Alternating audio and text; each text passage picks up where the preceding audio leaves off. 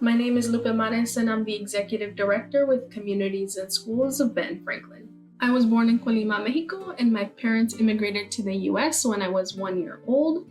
I was lucky enough to be able to visit Colima almost every summer until I graduated high school. My family and I moved for a bit up until I was about 4 years old, and then we finally settled in a place called Vista Hermosa where my parents worked in a warehouse. We grew up in a low income household, but we always had food on the table and always had more than what we needed to be happy. My last year in high school was tough when everybody else was getting ready to, graduate and figure out which colleges they wanted to go to. I was not only trying to figure myself out, but also trying to figure out how fast I could leave.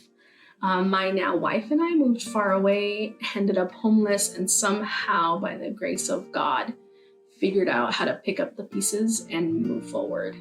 So thinking back of the times that I cherished were definitely when we would, my family and I would go back to visit our family in Mexico. It was the best time.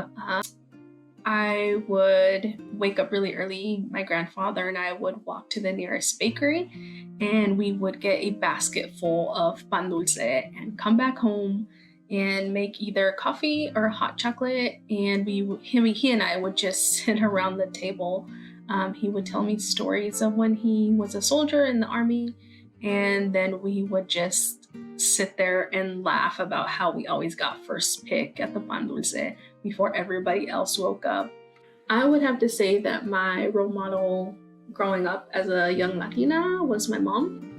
She came to this country with my dad. They didn't speak English. They didn't have a whole lot to their name, but they learned enough English to get by and created stability for our family. My mom went from picking fruit in orchards to being a supervisor in a warehouse. So her determination, grit, and resilience are what I wanted to embrace as an adult and what I have really lived by throughout my professional career. I actually wanted to be a photographer for National Geographic, but my mom told me that if I ever wanted to have a family, that wouldn't work because I would be traveling all the time and I would be in dangerous situations. So I went in search of a more practical career and finally landed on social work. I do have my own family now, and I hate to admit that my mom was right, because when I do travel for work now, I do get awfully homesick. So I love what I do on a daily basis, and I wouldn't change it for the world.